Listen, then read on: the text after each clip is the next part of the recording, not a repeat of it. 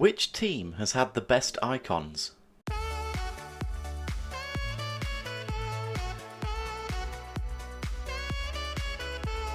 So in today's FIFA experiment, what I've done is I've taken every icon that is available in FIFA 20 Ultimate Team and I've put them on the team that they played most for in their career. That's in all competitions, not just league matches. And I'm going to sim a season in career mode to see how it affects how the teams do. So let's take a look at all the players and see who they are playing for. First up we have Alan Shearer, who is at Newcastle, Del Piero at Juventus, Nesta at Milan, along with Pirlo and Shevchenko. We have Bobby Moore at West Ham, Puyol at Barcelona, Carlos Alberto is at Santos, Christian Vieri at Inter, Clarence Seedorf at Milan, Claude Makelele did actually play most games for Chelsea, Trezeguet is at Juventus, Deco at Porto, Dennis Bergkamp of course at Arsenal, Didier Drogba at Chelsea, Maradona is at Napoli, Edwin van der Sar is at Ajax, Butragueno is at Real Madrid, Emmanuel Petit is at Monaco, Eusebio is at Benfica, Cannavaro is at Parma, Fernando Hierro is at Barcelona, Inzaghi is at Milan, along with Franco Baresi, Frank Lampard will be managing himself in this career mode at Chelsea, Frank Rijkaard is at Ajax, Garrincha is at Botafogo, Gary Lineker is at Leicester City, Gattuso is at Milan, George Best is at Manchester United, Hadji is at Galatasaray, Gianfranco Zola is at Chelsea, Gianluca Zambrotta is at Juventus, Henrik Larsson is at Celtic, Hernan Crespo is at Parma, Hidetoshi Nakata is at a Japanese team called Shonan Bellmare. So I suppose you could say he is the Prince of Bellmare. No, nobody. Stoichkov is at Barcelona, Hugo Sanchez is at Real Madrid, Ian Rush is at Liverpool, Ian Wright is actually at Crystal Palace, Litmanen is at Ajax, Zanetti is at Inter, JJ Okocha will be in League One with Bolton, Jens Lehmann is surprisingly at Schalke, I didn't know that. Cruyff will be at Ajax, John Barnes at Liverpool, Guardiola is back at Barcelona, Juan Sebastian Veron is at Estudiantes, Kaká is at Milan, Kenny Dalglish is at Liverpool, Laurent Blanc is at Montpellier, Lev Yashin was meant to be a free agent, but as soon as I started this career mode, it was, of course, the billionaire owners at Paris Saint-Germain that signed him up, so Lev Yashin will be at PSG, Mateus is at Bayern Munich, Hernandez is at Necaxa, Luis Figo, despite mainly being known for his time at Real Madrid, actually played most times for Barcelona. Mark Overmars is at Ajax. Marcel Desailly played most times for Chelsea. Marco van Basten with Milan. Michael Ballack, despite spending most of his time in Germany, his time was split between Leverkusen and Munich, and he actually played most games for Chelsea in the end.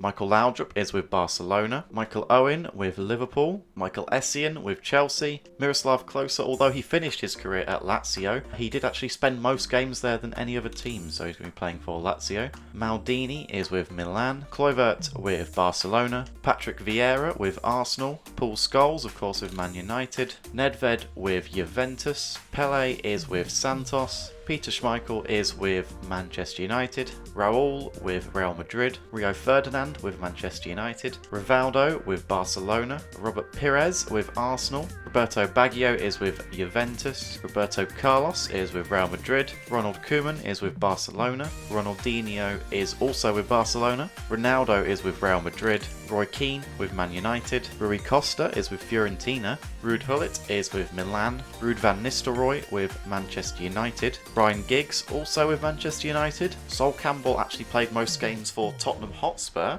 Steven Gerrard of course with Liverpool. Now Socrates actually played most of his games for Corinthians, although they aren't in FIFA 20, so he played second most games for Botafogo, and it was quite close, so I've put him on Botafogo instead. Thierry Henry is with Arsenal, and Zinedine Zidane is with Real Madrid. So I'm going to be simulating the season to see which teams improve the most, which teams don't benefit the most, such as myself. I'm going to be playing as Man City, as they don't have any legends, just so there is no bias. So let's go ahead and see what happens. And for the second time in one of these experiments, I have been sacked halfway through the simulation. We actually made it to the 12th of April, so we've only got 1 month left to go. So let's quickly find another team to do the last bit of the simulation for. and it looks like we will be managing Villa. Okay, so we are sitting on the 31st of May now. One more thing I suppose I should have said, I changed the teams that are in the Champions League and Europa League to try and get more of the icons in the competition. But let's take a look at the top scorers in the Premier League to try and get an idea of who's come out on top here. And it's a bit of a mixed bag. Kenny Dalglish has come out as the top scorer with 32 goals. Harry Kane just behind him though. Thierry Henry third with 28. Drogba 4th with 26, and Christian Eriksen is 5th with 24. Ruud van Nistelrooy next, then Aguero, Shearer, Pires, Son, Lingard. FIFA's trolling me here. A lot of the icons have made it to the top scorers as we go over to assists, and it's Christian Eriksen, way ahead of everyone else with 23 assists. He has managed to beat all the icons and become the player with the most assists in this season. John Barnes and Kenny Dalglish joint second with 14 each, so Dalglish had a very good season, so it's looking good for Liverpool so far. Lampard was 4th though with 12, then Giggs, Drogba, so promising for Chelsea as well, although we do see a lot of Arsenal and Man United players here as well. Lingard again! Why is Lingard so overrated on FIFA? He's awful. Clean sheets. It's Alisson who is out on top, so I think Liverpool might have won the league still. Schmeichel is 2nd. Kepa managed to get 3rd ahead of Leno, Lloris, Ederson, Patricio, Kasper Schmeichel. So we've got a father and son duo here, both in the top 10. Pickford got 9th and Guaita in 10th. Nobody was actually transferred during this career sim. I quickly checked through all the players. None of them were transferred to another team. Even JJ Okocha managed to stick it out with Bolton. Maybe the price for them is just too expensive for any club to sign. But let's take a look at the table. Okay, starting at the bottom, it is Sheffield United with only 8 points. Again, so underrated on FIFA 20, this Sheffield United team. Then Southampton, Aston Villa, Norwich, Watford, Burnley, Bournemouth and Brighton round out the bottom part. So no teams with any icons yet. Although Newcastle only came 12th with Alan Shearer fronting them. So that's quite surprising. Crystal Palace, fronted by Ian Wright, only managed 11th. Everton 10th. West Ham, with Bobby Moore at the centre of defence, managed 9th. Wolves got 8th. Leicester City, with Gary Lineker, came 7th. Manchester City, probably the reason why we were sacked, only managed 6th because they don't have any icons, only getting 79 points. And then 5th place was Arsenal, so even having Thierry Henry and co back hasn't helped Arsenal there. Although they did get 94 points in 5th place. This is going to be crazy when we get to the top 4. Manchester United came 4th with 97 points. Chelsea in 3rd with 98. What a title competition this was. Tottenham Hotspur came 2nd with 99 points. They only had Sol Campbell as their only icon. I have no idea why they've done this well. It's just their current team plus Campbell. How is it better than Chelsea with Drogba, Lampard, etc. and Man United with Giggs, Scholes, Van Nistelrooy? It makes no sense. But it is Liverpool that's come out on top with 101 points. Just 7 points separating the top 5 there. Most likely went down to the wire. In the FA Cup it was Manchester United who came out on top of Spurs. Liverpool won the Carabao Cup, also over Spurs. Super Cup was won by Liverpool over Chelsea on penalties, so that has actually imitated real life there. Champions League was won by Barcelona over Paris Saint-Germain. In the Europa League it was Benfica, so the addition of Eusebio was enough to get them the win in the Europa League.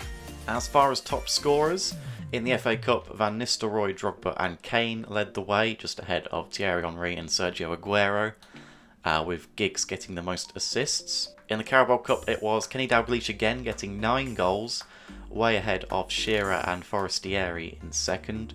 Gini Wijnaldum got the most assists.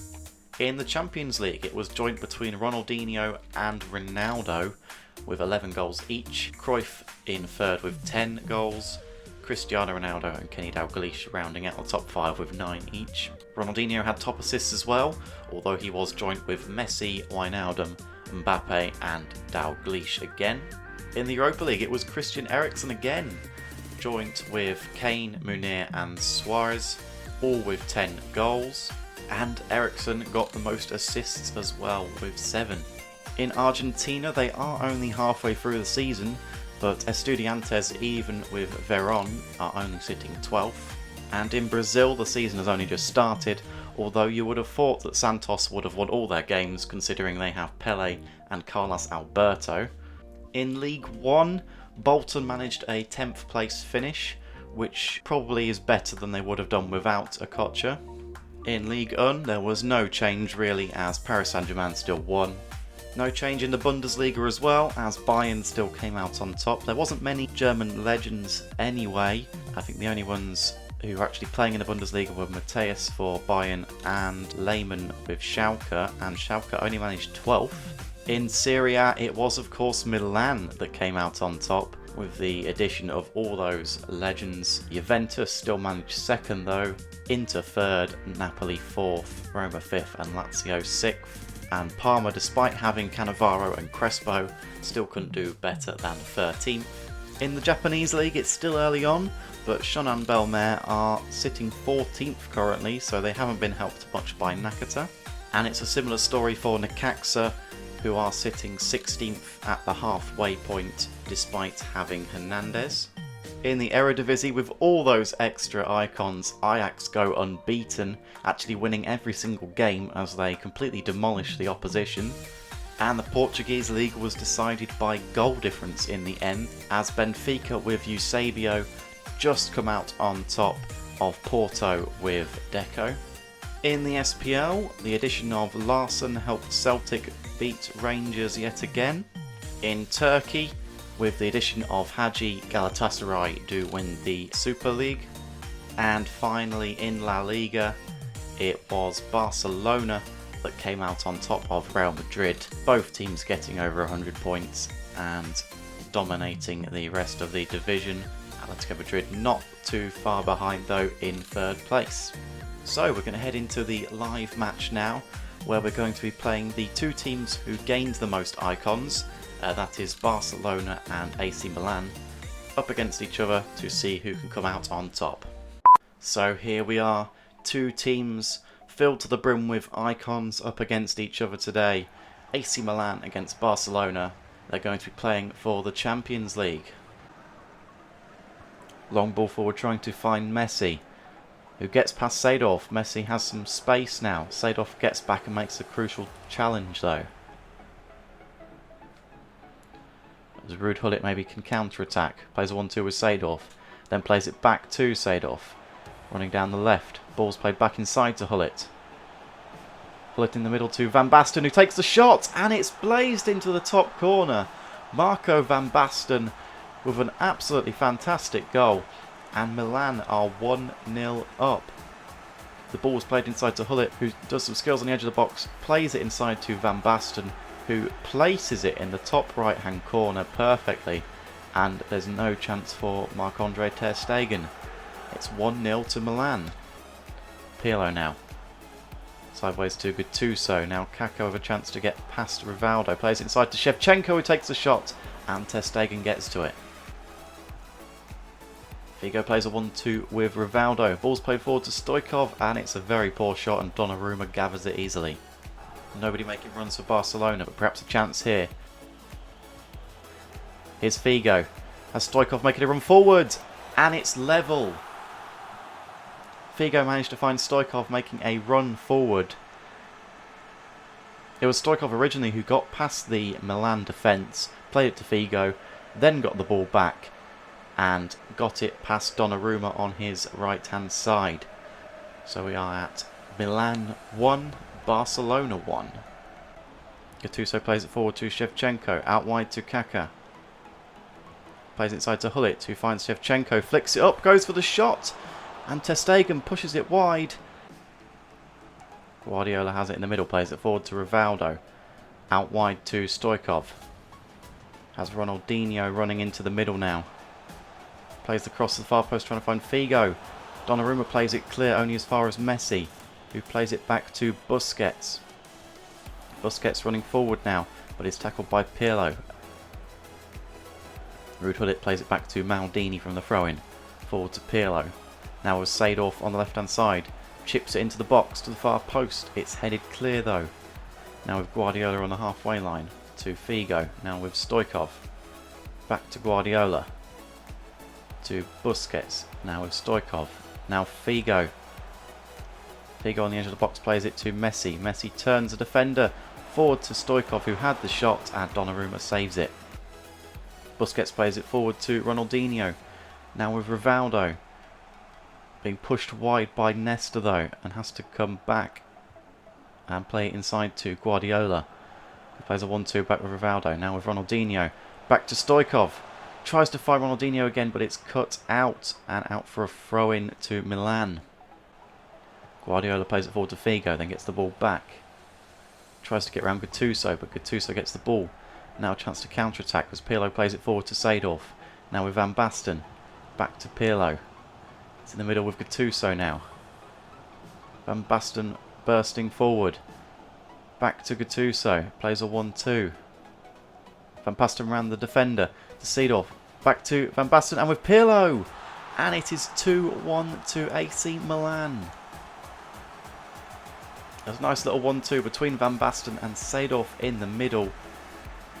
And it gets through to Pirlo, who slots it past ter Stegen on his left-hand side. Just past his fingertips, inside of the post. And it is 2-1 to Milan. Gattuso in the middle of the park plays it to Pirlo, out wide to Hullet. Gattuso has it back now and plays it forward to Pirlo yet again. Out wide to Seedorf with a bit of space. Back to Hullet. Crosses it far post, but it's headed clear. Milan holding on to the ball now, trying to last the last 2 minutes without conceding. But maybe they'll get another as Seedorf is bursting forward now, but it's intercepted by Barcelona. They'll have to act quickly if they want to take it to extra time. But it's gone out, and that is the game over. It has finished 2-1 to AC Milan in the end, just showing how far they have fallen in recent times. All these amazing players they used to have, and they are currently sitting mid-table in Serie A. But in this live match they have come out on top of Barcelona, being the best team of icons. I can't say I'm surprised looking at the players they have in this team. It's an absolute array of amazing talents from years gone by. That will bring a close to this video. If you liked it, go ahead and hit a like. Any feedback's going to be in the comments below. Hit the subscribe button to help me out. And I will see you next time.